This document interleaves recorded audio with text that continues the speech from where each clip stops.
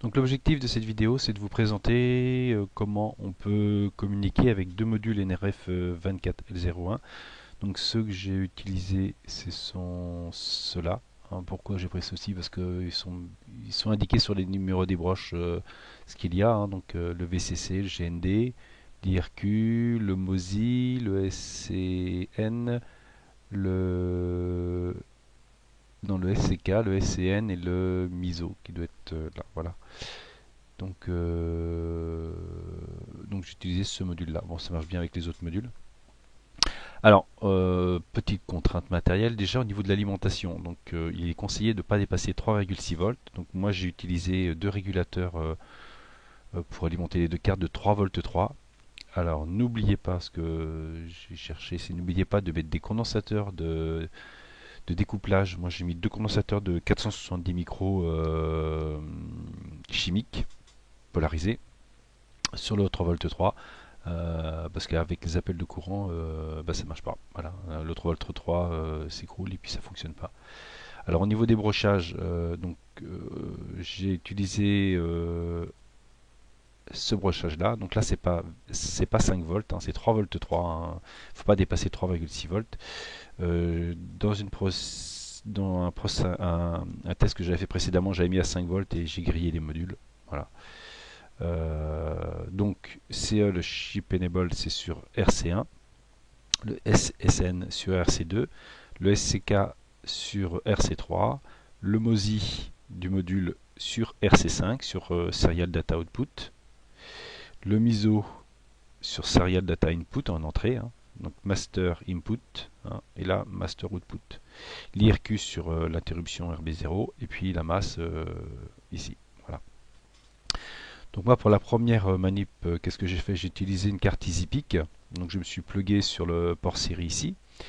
J'ai bien commuté RC6 et RC7 pour le TX et le RX.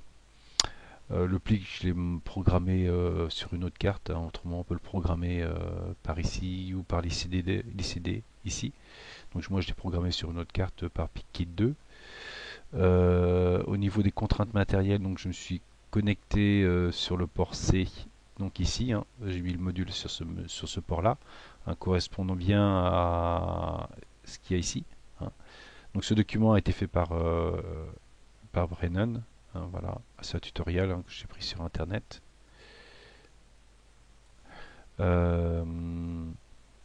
Donc ensuite au niveau réception, j'ai utilisé la carte et la carte multifonction, pardon. Donc avec un 18F452, j'ai produit le module sur le port C. Donc bien sûr j'ai fait une alimentation externe en 3 volts 3 parce que cette carte est alimentée en 5 volts. Alors on est obligé d'alimenter de toute façon le pic en 5 volts parce qu'on fonctionne avec à 10 MHz avec une PLL x4. Donc on est à 40 mégas ici. Donc là c'est pas un 8 mégas, c'est un 10 mégas qui est ici. Et PLL, donc obligatoirement pour être dans ces fonctionnements là, il faut être à 5 volts. Moi j'ai essayé à 3 volts 3. Par moment, le pic il plante et la transmission n'est plus bonne. Donc, on envoie un 1 minuscule, on reçoit un A majuscule, on reçoit un peu n'importe quoi. Donc, il faut absolument alimenter le pic sous 5 volts. Ça, c'est une contrainte pour qu'il fonctionne avec un P à 10 MHz, parce que c'est ce qui est donné dans le programme. 10 MHz et avec une PLL x4, c'est-à-dire il tourne à 40 MHz. Donc, au niveau des programmes, au niveau de l'émetteur, donc voilà le programme. Donc ça c'est Brennan, une personne qui la donne sur internet. Donc ça c'est c'est le main remote. Celui-là c'est pas celui-là. Voilà, c'est celui-là l'émetteur. Voilà. Donc il fonctionne très bien. Donc je vais l'adapter sûrement pour afficher sur un afficheur LCD.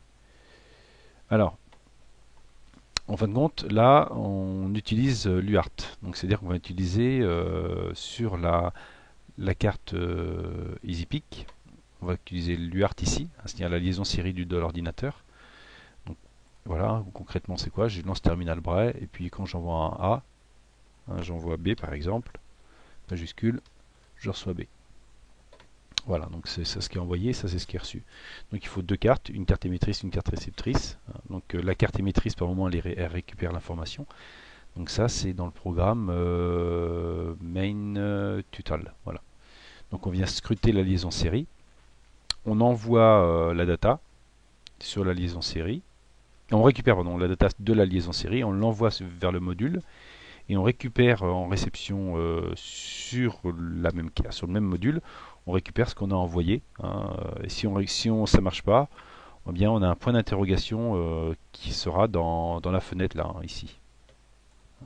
Si on n'envoie pas, si on reçoit rien, donc on a 9600 baux, 8 bits, sans parité, un bit de stop. Donc là on envoie B. Si vous recevez un point d'interrogation, c'est que le module qui doit renvoyer la donnée n'a rien reçu en fin de compte. Donc le récepteur, en fin de compte, l'émetteur en fin de compte est récepteur par moment. Il émet B et après il écoute sa réception et il affiche ce qui a été renvoyé par l'autre module. Donc ça c'est dans dans le programme. Donc moi j'ai programmé par PicKit 2. Voilà, avec les cartes multifonctions, puis j'ai plugué le microcontrôleur sur la carte EasyPic ici. Voilà. Donc cette carte là, qu'est-ce qu'elle fait? Elle prend l'information série, elle l'envoie vers le module, après elle écoute son module, elle récupère l'information que le module a écoutée, elle renvoie sur le port série pour l'afficher. C'est pour ça qu'on a un affichage ici, ça c'est ce qui est envoyé et ça c'est ce qui est reçu. Si vous recevez rien, c'est que le module de réception il fonctionne pas. Ou il y a un problème sur l'émission aussi. Sur le programme qui est dans ce composant là, c'est le programme remote. Voilà. Donc le programme remote, qu'est-ce qu'il fait? Il écoute son module, il écoute le module de NRF 2401, il récupère la donnée qu'il a et il la renvoie vers l'autre module. Voilà. Alors au niveau des contraintes, donc au niveau des bits de configuration, donc là c'est pour un 18452. Et pour les bits de configuration, on est bien en PLL, donc on est à x4. Et donc le quartz qui est utilisé, c'est 10 mégas, donc on est à 40 mégas. Donc là, impérativement, les microcontrôleurs doivent être alimentés en 5 volts. Il n'y a pas de choix. Au niveau de la carte, donc au niveau des brochages, je rappelle. Alors, ce que j'ai modifié aussi, j'ai mis, parce que j'ai vu ça sur internet, j'ai mis RA5, je l'ai mis en sortie, c'est le SS bar, et je l'ai mis au niveau logique 1 dans chaque programme. Bon, ça mange pas de pain, j'ai pas vérifié ça maintenant, mais c'est vrai que apparemment sur internet il a été dit que si SS bar n'était pas niveau logique 1, on pouvait avoir un problème sur la transmission, euh, serial data output, sur la transmission SPI. Donc au niveau branchement, on fait un petit tour. Au niveau branchement, on est connecté comme ça. Voilà. Sur l'alimentation, on est alimenté en 5 volts. Sur cette carte-là et sur la carte EasyPic en 5 volts. Les modules, eux, donc il faut faire une alimentation externe. Les modules sont alimentés en 3 volts 3. Par contre, vous allez me dire, bah oui, mais les bits, les bornes de le MOSI, etc., le MISO, le SCK, les SCN, ils sont pilotés en 5 volts, là ils supportent, il n'y a pas de problème, ils supportent largement 5 volts. Par contre, l'alimentation, ils ne supportent pas. J'en ai grillé deux, donc voilà. Voilà, donc au niveau matériel, voilà, on est connecté au PC par la liaison série ici.